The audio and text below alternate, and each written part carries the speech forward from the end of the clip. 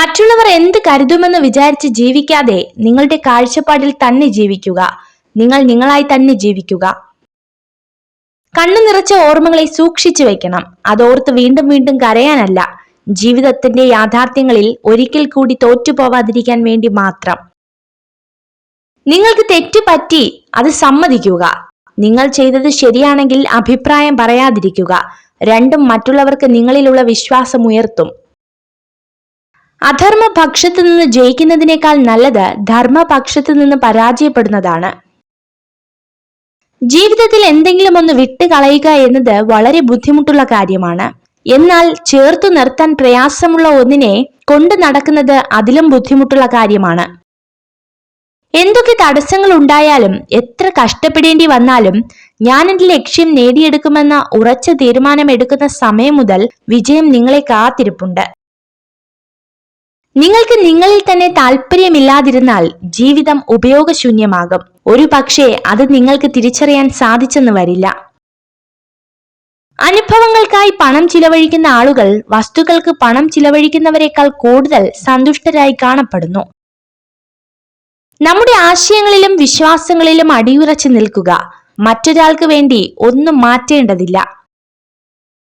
തുടർച്ചയായി പുരോഗതി കൈവരിക്കുന്ന ആരെയും ഒരിക്കലും നിരുത്സാഹപ്പെടുത്തരുത്. എത്ര പതുക്കെയാണെങ്കിലും അവർ വിജയിക്കും. നമ്മൾ സ്നേഹിക്കുന്നവർ നമ്മുടെ കൂടെ വേണമെന്ന് ഒരിക്കലും വാശി പിടിക്കരുത്. കാരണം അവർക്ക് അവർ സ്നേഹിക്കുന്നവർ കൂടെ വേണമെന്നാകും ആഗ്രഹം.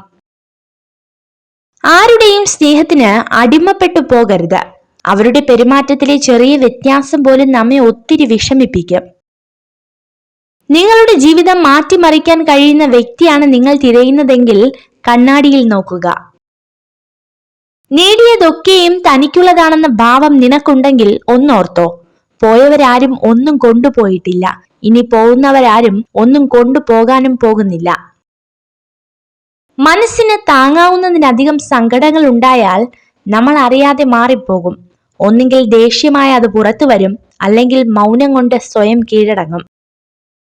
ഒരു സ്ത്രീ പുരുഷനിൽ ആകർഷിക്കപ്പെടുന്നത് ഈ 3 ഗുണങ്ങളാലാണ്: സ്നേഹം, കരുണ, ഉത്തരവാദിത്വം.